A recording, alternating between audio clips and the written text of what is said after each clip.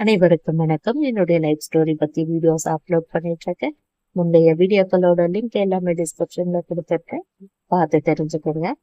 என்னுடைய சின்ன தங்கச்சிக்கு உடம்பு முடியாத போயிடுவேன். என்னுடைய தங்கச்சிக்கு டெலிவரி பார்த்த அந்த டாக்டர் கிட்ட தான் எப்பவுமே கிளினிக்ல போயிட்டு பார்ப்பாங்க. அந்த டாக்டர் கிட்ட எனக்கும் அடிக்கடிக்கு ஹாஸ்பிட்டல்லாம் கூட்டிட்டு போயிருக்காங்க கிளினிக்லயே. அவங்க தான் எனக்கு ஒரு டைம் நான் சாப்பிடாமயே போயிட்டேன். அதாவது என்னுடைய சின்ன தங்கச்சிக்கு கல்யாணம் ஆகிட்ட பிறகு ஒரு நாள் நைட்டே நான் சாப்பாடே வேணான்னு சொல்லிட்டேன். நான் படுத்துக்கலான்ட்டு போகும்பொழுது என்னுடைய தங்கச்சி வீட்டுக்காரு, "நீ எப்படி சாப்பிடாம படுக்கலாம்? அப்படியெல்லாம் படுக்கக்கூடாது. அக்கா எதனா பால் ஏதாச்சும் இருந்தா காய்ச்சி குடுக்கா. அது எப்படி தூங்கும்?" அப்படின்னு. "இல்லப்பா அது பாலெல்லாம் குடிக்காது. வீட்ல பால் பவுடரும் இல்ல. நாங்க பாலெல்லாம் வாங்கி வைக்கிறது இல்ல" அப்படின்னு. "என்னக்கா நீ இப்படி சொல்ற?" அப்படின்னு சொல்லிட்டு ஓடி போயிட்டு ஒரு பால் பாக்கெட் வாங்கிட்டு வந்து குடுத்தாரு. ஐயோ! நான் பாலெல்லாம் குடிக்க மாட்டேன். நீங்க எதுக்கு வாங்கிட்டு வந்தீங்கன்னா, "குடி ஜெயா, அதெல்லாம் பட்னியாலாம் படுக்கக்கூடாது" அப்படின்ட்டு சொன்னாங்க. அப்போ பால் காய்ச்சி ஊத்தும்போதே அது ஏதோ ஒரு தொப்புன்னு விழுந்த மாரி ஒரு சவுண்ட் வந்துச்சு. அப்பவே நான் என்ன சொல்லியிருந்தேன், "பால் காய்ச்சி குடித்த ஒரு பெண் உயிரிழப்பு" அப்படின்ட்டு சொன்னேன். "உன் வாய் எனக்கு கோவம் வருது பாரும்மா. நல்ல வாய் உன் வாய். ம்மா அது ஏதோ விழுந்துச்சு அதுக்கு சொன்னம்மா" அப்படின்னு. "அது ஒண்ணும் இல்ல. அது ஏடுதான். நீ குடின்ட்டு" சொன்னாங்க. நான் பால் குடிச்சிட்டு தூங்கிட்டேன். மறுநாள் காலையில எழுந்து சாப்பாடு குடுக்குறாங்க. எனக்கு சாப்பிடவே பிடிக்கல. "வேணாம்மா" அப்படின்ட்டு சொல்லிட்டேன். அப்படியே அன்னைக்கு ஃபுல் டேவுமே சாப்பிடவே இல்ல. டீ மட்டும் குடிப்பேன். சாப்பாடு வேணான்னு சொல்லிட்டேன் 3 வேளையும். ஏன் இந்த பொண்ணு சாப்பாடு விட்டுடுச்சு அப்படின்னு சொல்லிட்டாங்க. மறுநாளும் அதே போல தான் டீ மட்டும் தான் குடிப்பேன். சாப்பிடவே மாட்டேன். இப்படியே எனக்கு ஒவ்வொரு நாளும் சாப்பிடாமயே ஒரு 5 நாள் கிட்ட தள்ளிட்டேன். எங்க வீட்லயும் புதினா சட்னி அரைக்கிறது, அது என்னவோ கருவாடு அது இதுன்னு செஞ்சு குடுத்தாங்க. எத எடுத்துட்டு வந்து குடுத்தாலும் உடனே வாமிட் பண்ற மாரி பண்ணிடுவேன். எனக்கு வேணாம், எனக்கு சாப்பாடே வேணான்னு அழுவுறது. எல்லாருக்கும் என்ன ஆயிடுச்சு, இந்த பொண்ணுக்கு மனசுல கவலை வந்துடுச்சு. எல்லாரும் நம்மள விட்டுட்டு போயிட்டாங்க. கல்யாணம் ஆகி போயிட்டாங்க. நம்ம மட்டும் இப்ப தனியா ஆயிட்டோமேன்னு பொண்ணுக்கு மனசுல கவலை வந்துடுச்சு. அதனால தான் அதுக்கு பசி இல்லாம போயிடுச்சு. அது கூட இருக்குமா. ஒண்ணுத்துக்கு ஒண்ணு இருந்துச்சுங்க. ஃபர்ஸ்ட் அவ போனா, இப்ப இவளும் போயிட்டா. இப்ப நம்ம எப்படிடா இருப்போம்னு யோசிச்சிருக்கோம். அப்படின்ட்டு. அப்புறம் நான் சொன்னேன், "அம்மா, நான் அப்படியெல்லாம் கூட யோசிக்கவே இல்ல. தேவையில்லாம எல்லாரும் ஒண்ணு ஒண்ணு சொல்றாங்க" அப்படின்னு. "அப்ப நீ ஏம்மா சாப்பிட மாட்டேன்ற?" அப்படின்ட்டு கேட்டிருந்தாங்க. "எனக்கு தெரியலம்மா. எனக்கு சுத்தமா பசிக்கல. சாப்பாடு பார்த்தாவே எனக்கு அழ வர மாரி இது. சரி கஞ்சி கரைச்சு குடுங்க." எனக்கு எதுவுமே வேணாம். நானா கேட்கணும் சத்தியமா. நான் சாப்பாடு வேணும்னா கேட்கிறேன். என்னை யாருமே தொந்தரவு பண்ணாதீங்க அப்படின்ட்டு சொல்லிட்டேன். ஆனா டீ மட்டும் குடிப்பேன். எங்க அப்பாவுக்கு ஆச்சரியம். இந்த பொண்ணு எப்படி சாப்பிடவே மாட்டேன்து. ஆனா அந்த டிராயிங் பண்ணுது. இது என்னென்னவோ பண்ணின்னு கிடக்குதே அப்படின்னு சொல்லிட்டு. "அம்மா கொஞ்சம் கூடவாம்மா உனக்கு பசி இல்லன்னா?" "சத்தியமா பசி இல்லம்மா" அப்படின்ட்டெல்லாம் சொல்லிட்டு இருந்தேன். அப்பதான் ஒரு நாள் என்ன ஆச்சுன்னா, அது ஒரு திங்கட்கிழமை. சரி சந்தைக்கு போயிட்டு வரோம். இந்த பொண்ணு சாப்பிடாமயே இருக்குது. 7 நாள் ஆயிடுச்சு. இதுவரைக்கும் சாப்பிடாமயே இருக்கு. "நீ இங்கேயே இருடா. நாங்க சந்தைக்கு போயிட்டு வரோம்ன்னு" எங்க தம்பிகிட்ட சொல்லிட்டு போனாங்க. "அப்படி அது ஜூஸ் கேட்டுச்சுன்னா, இந்த ஜூஸை எடுத்து குடு" அப்படின்னு. உடனே எங்க தம்பி என்ன திரும்பி பார்த்துட்டு, "ஏய் என்ன உனக்கு ஆள் இருக்கணுமா? என் மயக்கம் வருதா?" அப்படின்னான். "எனக்கு மயக்கம்லாம் வரலடா. நீங்களாவே தான் எல்லாருமே ஒண்ணு ஒண்ணு நினைச்சுக்கிறீங்க. எனக்கு அப்படியெல்லாம் எதுவுமே இல்லடா" அப்படின்ட்டு நான் சொல்லியிருந்தேன். "சரி போயிட்டு வாங்க. நான் அது வரைக்கும் இங்க இருக்கிறேன்" அப்படின்ட்டு சொன்னோம். எங்க அப்பாவும், அம்மாவும் போனாங்களோ சந்தையே வாங்குனாங்களா தெரியல. போயிட்டு ஒரு 1/2 மணி நேரமோ ஆயிடுச்சு. என்னுடைய தம்பிக்கு வீட்ல இருக்கவே முடியல. "ஏய் எதா மயக்கம் வருது?" அப்படின்னா. "எதுவும் இல்லடா" அப்படின்னு. "ஏன் நீ போறியா ரோட்டுக்கா?" அப்படின்னு. "ஆ சும்மா போர் அடிக்குது. நான் போட்டோமா?" அப்படின்னு கேட்டான்.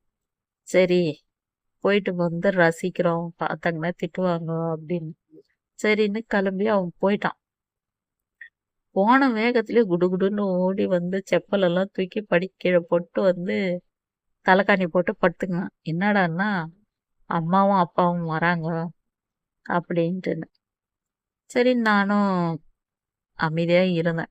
"இந்த ராஸ்கல் அவன்கிட்ட சொன்னேன்னு வச்சுக்கோ அவ்வளோதான். நான் இங்கேயே இருந்தேன்னு சொல்லுன்னா, சரிடா அப்படின்ட்டு சொல்லியிருந்தேன்." எங்க அம்மா வீட்டு உள்ள ஏறும்பொழுதே இப்படி படிக்கா திரும்பி பார்த்தாங்க. என்ன பார்த்து சிரிச்சாங்க. "அம்மா ஒரு வாய்னா ஜூஸ் குடிச்சியா இல்லையாம்மா?" அப்படின்னாங்க. "இல்லம்மா எனக்கு நான் தான் வேணான்னு சொல்றேன்ல" அப்படின்னேன். உடனே எங்க அப்பா அப்படியே ஹால்ல வந்து நின்னுட்டு இடுப்பு மேல கை வச்சுட்டு, "ஏய் ராஸ்கல் எங்கடா போயிருந்த?" அப்படின்னு கேட்டாங்க. "நான் எங்க போயிருந்தேன்? நான் இங்கேயே தான் படுத்துட்டு இருந்தேன்" அப்படின்னு. எங்க அம்மா சிரிச்சுக்கினே கிச்சன் உள்ள போயிட்டு தண்ணி எடுத்துன்னு வந்து என் பக்கத்துல உட்காந்தாங்க.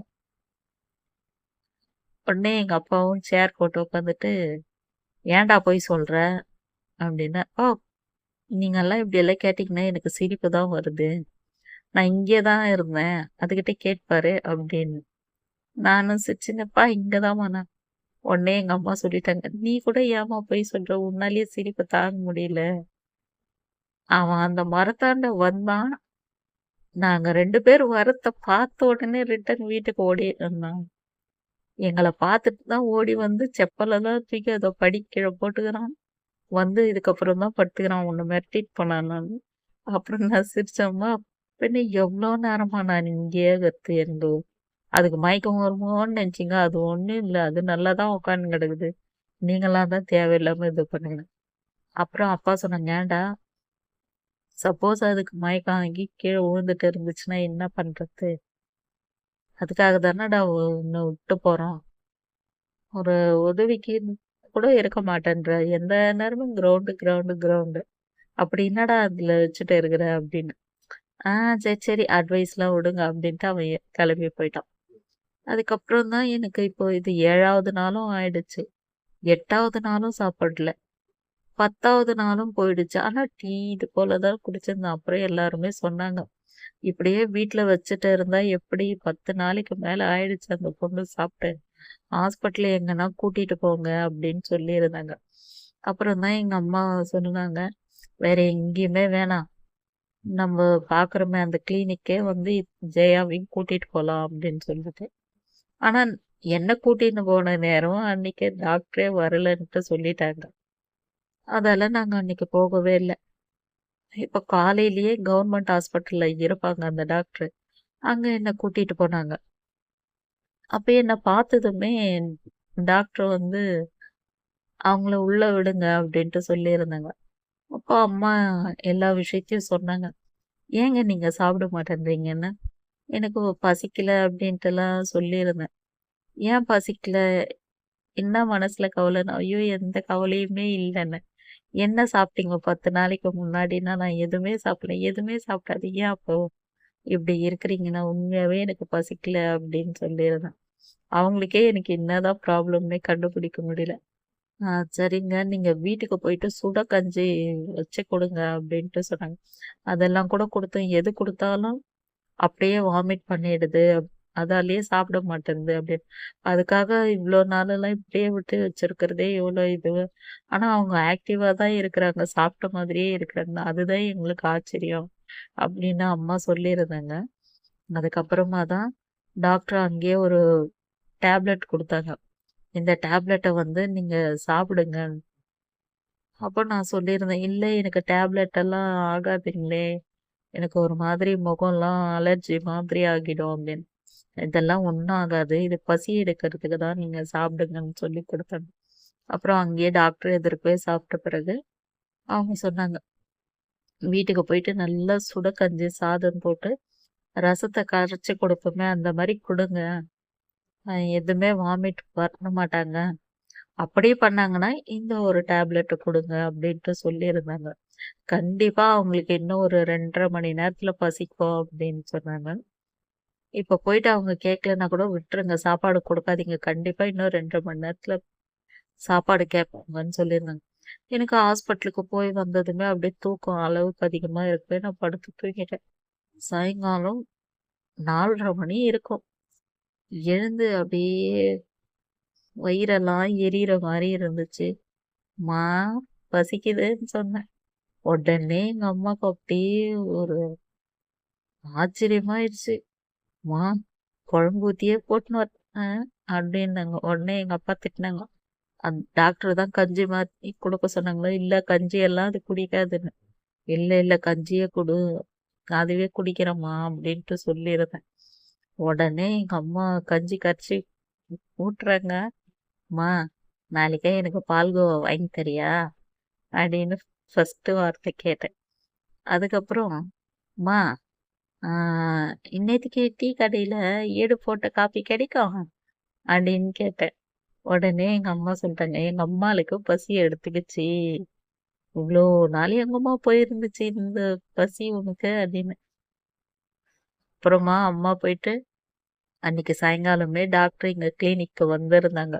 அங்க போயிட்டு சொல்லிட்டு வந்திருந்தாங்க. பாப்பா சாப்பிட ஆரம்பிச்சிட்டா. கஞ்சி தான் ஃபர்ஸ்ட் கொடுத்தேன். ஸ்வீட்டு கேட்டுச்சு. அப்புறம் டீ கேட்டுச்சு. கடையில வந்து நாளைக்கு வேணா வாங்கி கொடுக்கலான்ட்டு விட்டுட்டாரு.